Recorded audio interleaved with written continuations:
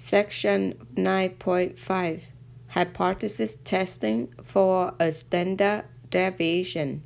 Step 0. Write out the given information and question in notation.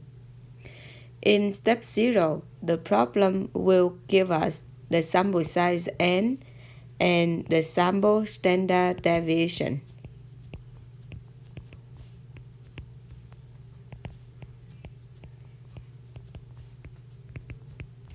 And also in the question, they will ask us to show that the standard deviation population is equal or greater than or less than.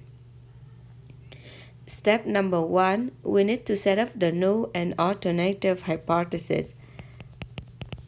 The null will be the standard deviation of population is equal, and the alternative can be not equal something, greater than something, or less than something. Then we'll use two-tailed test.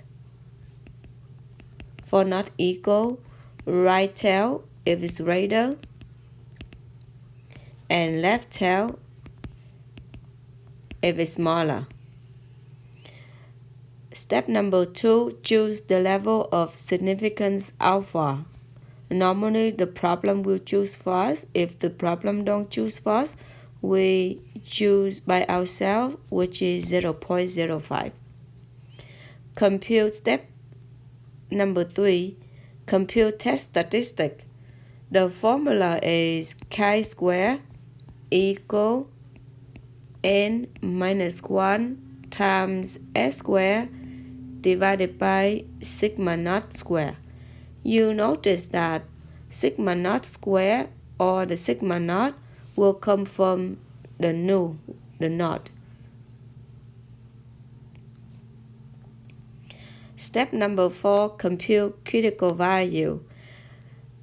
If we use two-tailed test, then the alpha that we got from the problem will divide it by 2.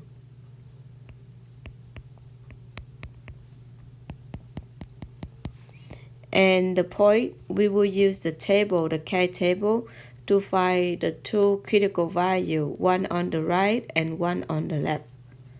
If we use the right tail, then the alpha is the shaded area on the right side.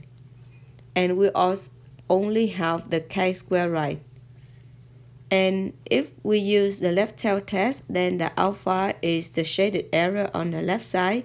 In this case, we have the chi-square left.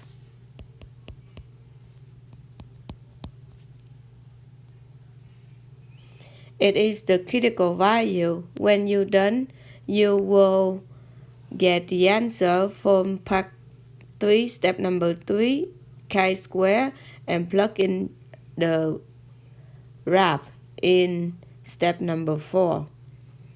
The region, the blank region will be fail to reject the null,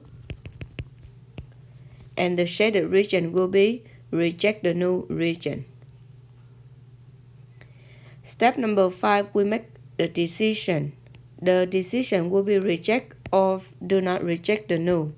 And again, we will go back to step number 4 to decide we need to reject the null or we do not reject the null. And after that, we go back to step number 1 combine with step number 5 to state the conclusion for step number 6.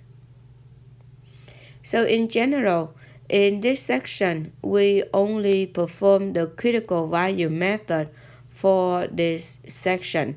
We do not have p-value method.